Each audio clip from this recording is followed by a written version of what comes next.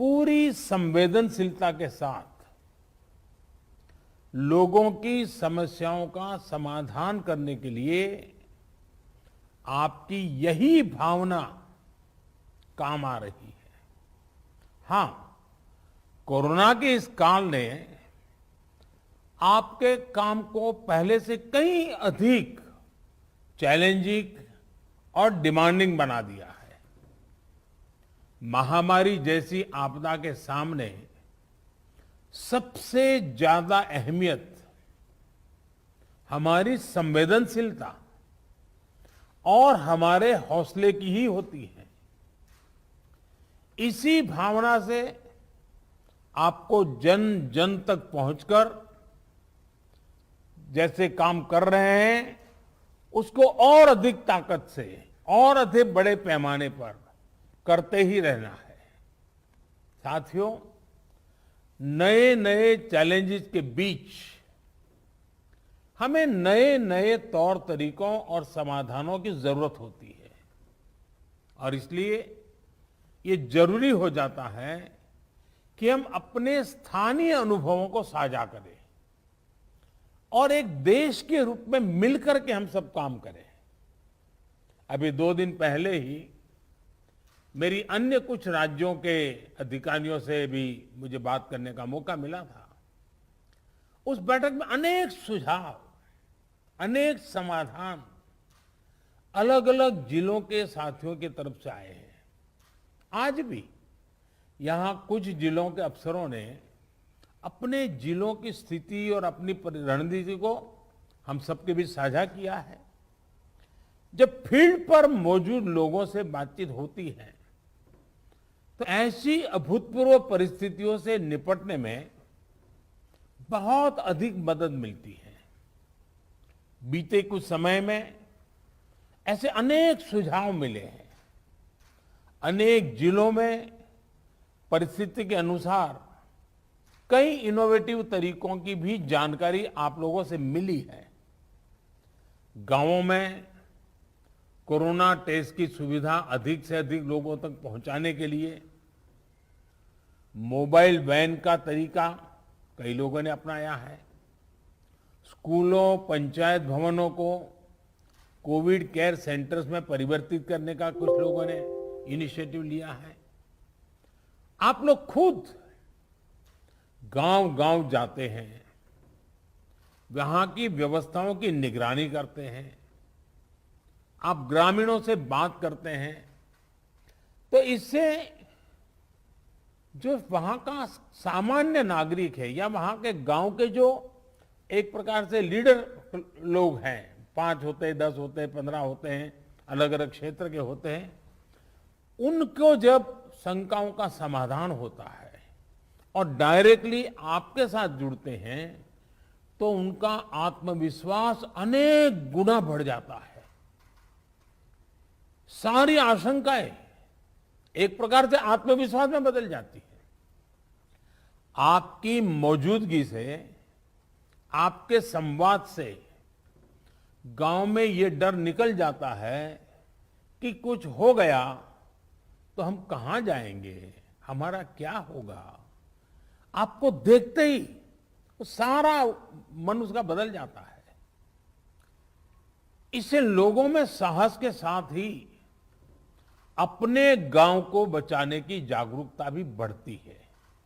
और मेरा आग्रह है, हमें गांव-गांव यही संदेश पक्का करना है कि हमें अपने गांव को कोरोना से मुक्त रखना है और लंबे अरसे तक जागरूकता से प्रयास करना है। साथियों, बीते कुछ समय में ये बात सही है कि देश में एक्टिव केस कम होने शुरू हुए हैं।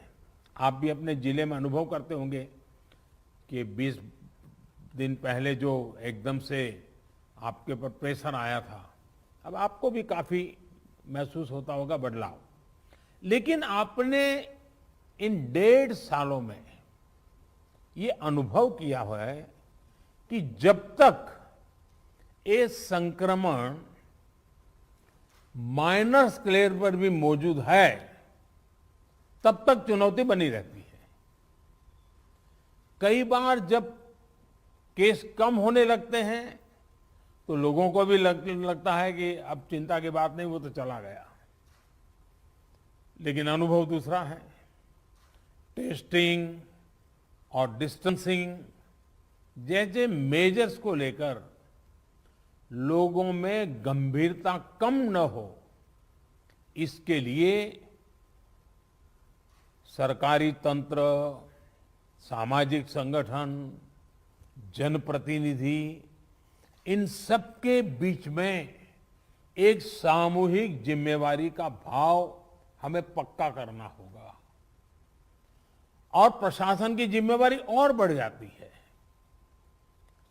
कोविड एप्रोप्रिएट बिहेवियर जैसे मास्क पहनना, हाथ धुलना, जब इनमें कोई कमी नहीं आती, आपके जिलों में, आपके जिलों के बाजारों में, गांवों में कम से कम होने के बाद भी लोग सभी दिशा निर्देशों का पालन करते हैं, तो ये कोरोना से लड़ाई में बहुत मदद करता है। स्थितियों पर लगातार नजर रखने से जिले के सारे प्रमुख विभागों, जैसे पुलिस का विभाग हो, साफ सफाई की बात हो, इन सारी व्यवस्थाओं का, इनके बीच में बेहतर तालमेल और प्रभावी परिणाम स्वाभाविक रूप से निकलने लगते हैं। मुझे आपके कई जिलों से इस रणनीति पर काम करने के रिजल्ट्स की जानकारी मिलती रही है। इन जगहों पर आपने वाकई बड़ी संख्या में लोगों का जीवन बचाया है।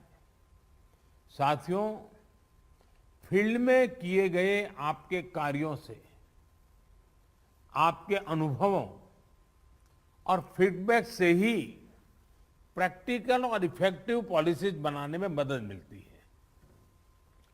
टीकाकरण की रणनीति में भी हर स्तर पर राज्यों और अनेक स्टेक होल्डर से मिलने वाले सुझावों को शामिल करके आगे बढ़ाया जा रहा है।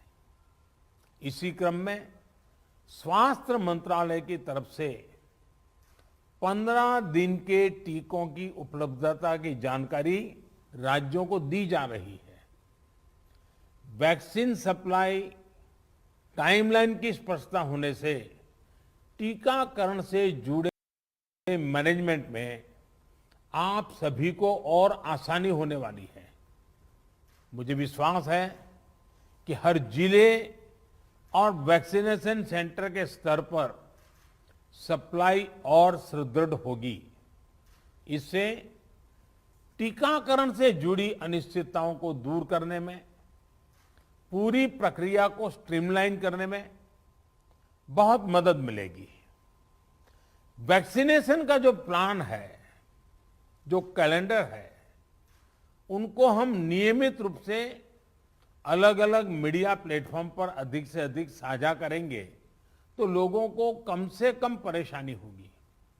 साथियों, पिछली महामारी हो या फिर ये समय, हर महामारी ने हमें एक बात सिखाई है।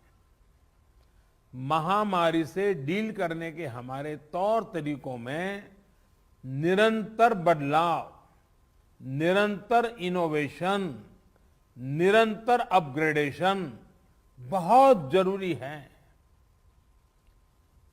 ये वायरस म्यूटेशन में स्वरूप बदलने में माहिर है। एक प्रकार से बहुरूपिया भी है और ये वायरस धूर्त भी है। तो हमारे तरीके और स्ट्रेटेजीज भी डायनेमिक होने चाहिए। साइंटिफिक लेवल पर हमारे वैज्ञानिक वायरस के बदलते स्वरूपों से निपटने के लिए दिन रात काम कर ही रहे हैं। वैक्सीन बनाने से लेकर एसओपीज और नई ड्रग्स बनाने तक लगातार काम हो रहा है। जब हमारी एडमिनिस्ट्रेटिव अप्रोच भी इतनी ही इनोवेटिव और डायनेमिक रहती है, तो हमें असाधारण परिणाम मिलते हैं। आपके जिले की चुनौतियां यूनिक होगी, इसलिए आपके समाधान भी उतने ही यूनिक होने चाहिए। एक विषय वैक्सीन वेस्टेज का भी है। एक भी वैक्सीन की वेस्टेज का मतलब है किसी एक जीवन को जरूरी सुरक्षा कवच नहीं दे पाना। इसलिए वैक्सीन वेस्टेज रोकना बहुत जरूरी है। मेरा ये भी कहना है कि जब आप अपने जिले के आंकड़ों की समीक्षा करते हैं तो उसमें अर्बन और रूरल इसको भी अलग अलग से आप गौर करें, ताकि आपका फोकस रहे। इवन टियर 2, टियर 3 सिटी को भी अलग से उसका एनालिसिस करें, ताकि आप फोकस वे में अपना स्ट्रेटेजी वर्कआउट कर सकते हैं। कहाँ कितनी ताकत लगानी है, किस प्रकार की ताकत लगानी है, ये बड़ी आसानी से आप कर पाएंगे। और इससे जब ये प्रकार से देखेंगे तो ग्रामीण इलाकों में कोरोना से निपटने में मदद मिलेगी। और मैं भी लंबे अरसे तक आप ही की तरह कुछ न कुछ काम करते करते यहाँ पहुंचा हूं। मेरा अनुभव है कि गांव के लोगों को अगर सही बात समय पर पहुंचा दी जाए तो वो बहुत रिलीजियसली उसको फॉलो करते हैं, बहुत रिलीजियसली। और जो शहरों में कभी कभी हमको किसी चीज को लागू करने में मेहनत पड़ती है, गांव में उतनी मेहनत नहीं पड़ती। हाँ, क्लैरिटी चाहिए, गांव के अंदर एक टीम बनानी चाहिए। आप देखिए वो परिणाम खुद दे देते हैं आपको। साथियों, सेकंड वेव के बीच वायरस म्यूटेशन की वजह से अब युवाओं और बच्चों के लिए भी ज्यादा चिंता जताई जा रही है। अभी तक हमारी जो रणनीति रही है, आपने जिस तरह फील्ड में काम किया है, उसने इस चिंता को उतना गंभीर होने से रोकने में मदद तो की है, लेकिन हमें आगे के लिए और अधिक तैयार रहना ही होगा।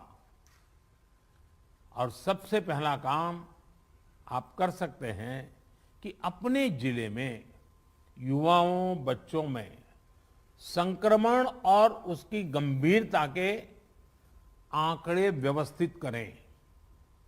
अलग से उस पर रेगुलर आप एनालिसिस कीजिए। आप स्वयं भी, मेरा सभी आप प्रमुख अधिकारियों से आग्रह है कि आप स्वयं भी उसका आकलन करें। इससे आगे के लिए तैयारी करने में मदद मिलेगी।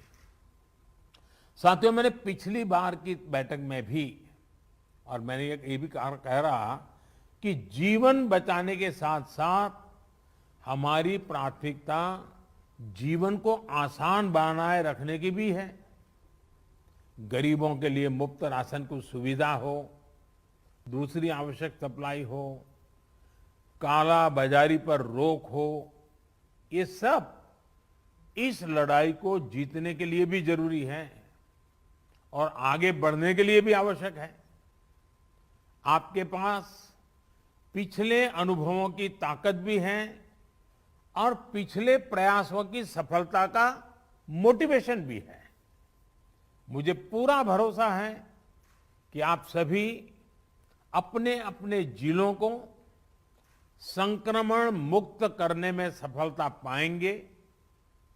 देश के नागरिक का जीवन बचाने में, देश को विजयी बनाने में हम सभी सफल होंगे। और मेरा आज कुछ साथियों को सुनने का मौका मिला है, लेकिन आपके पास, हर एक के पास कुछ न कुछ सफलता की गाथाएं हैं। बड़े अच्छे इनोवेटिव प्रयोग आप सबने कहीं न कहीं किए हैं। अगर वो आप मुझे पहुंचा देंगे तो जरूर इसको देश भर में पहुंचाने में मुझे सुविधा होगी, क्योंकि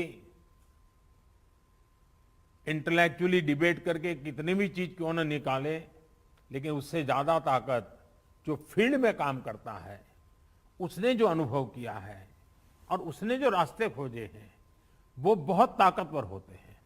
और इसलिए आप सबकी भूमिका बहुत बड़ी है। और इसलिए मेरा आपसे आग्रह है कि आप इसको निकालिए। दूसरा, पिछले 100 साल में किसी के जीवन में इतने बड़े संकट से जूझने की जिम्मेवारी नहीं आई है। आप डिस्ट्रिक्ट में बैठे हैं, आपके जिम्मे सबसे बड़ा बोझ आया है। आपने बहुत चीजें ऑब्जर्व की होगी, मानव मन को ऑब्जर्व किया होगा, व्यवस्थाओं की मर्यादाओं को देखा होगा, कम से कम संसाधनों का ऑप्टिमम यूटिलाइजेशन करके आपने एक नए रिकॉर्ड प्रस्थापित किए होंगे। जब भी मौका मिले इसको जरा जरूर अपनी डायरी में लिख करके रखिए।